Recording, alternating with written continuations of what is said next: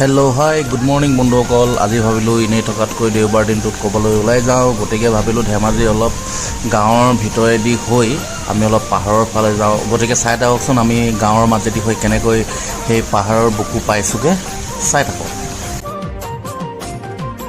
গুটি কলের কল ফুল তোকে দেখি মোর গন্ডগোল, বাবাই বলে বহু বানাবো লাগাই দিল হুলস্থুল।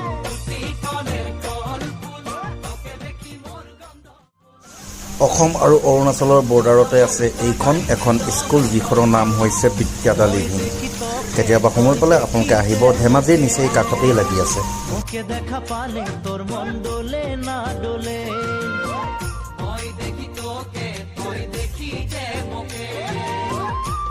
দেখা পারে তোর মন ডোলে না ডোলে। ও ধনী মোর